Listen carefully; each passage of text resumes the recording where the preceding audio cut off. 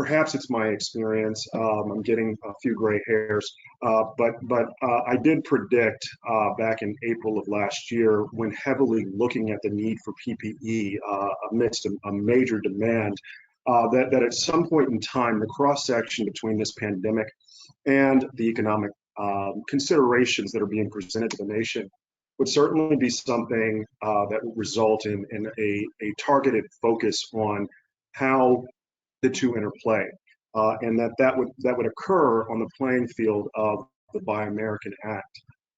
Certainly, the Build Back Better, um, um, you know, economic stimulus and reinvestment plan here is really reminiscent of the 2009 American Recovery and Reinvestment Act during that time of economic concerns.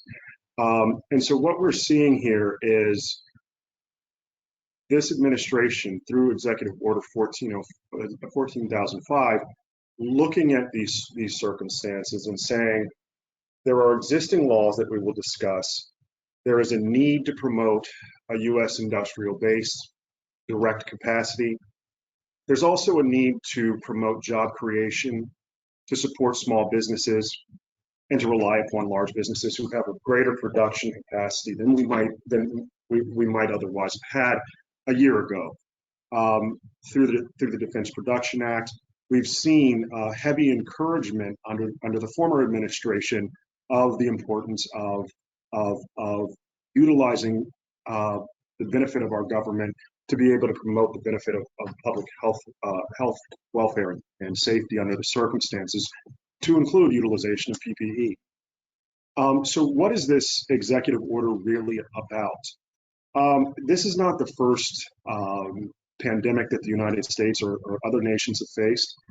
This is not the first emergency circumstances that the United States has faced. The goal of the acts that we'll discuss here is to support products that are made in America. Okay. Now, I always wondered, as I suggested, how the Buy American Act would actually impact the demand issue. Okay, and what would be the implications of the United States utilizing its Made in America laws, its Buy America Act, its TAA, and now this executive order to be able to promote the U.S. industrial base and the benefits of that, while counterbalancing the fact that we are economically interdependent on other major manufacturing nations worldwide. And there could be, because of the executive order 14,005, essentially saying, we understand there's a Buy America Act, but we also understand that there's a Trade Agreements Act that requires us to honor our relationships with other countries with whom we are economically interdependent with or otherwise do business.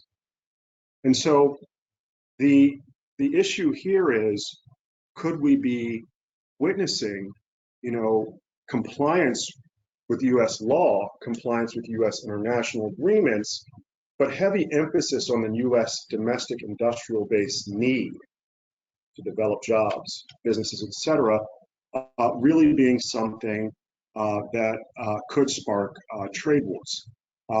And despite despite domestic necessities outside of that demand for PPE as a result of this pandemic, this is what we're seeing here. It's sort of an executive order that says, let's go ahead and press federal government buyers to use U.S. domestic end products, particularly when it comes to infrastructure projects, construction, or even PPE.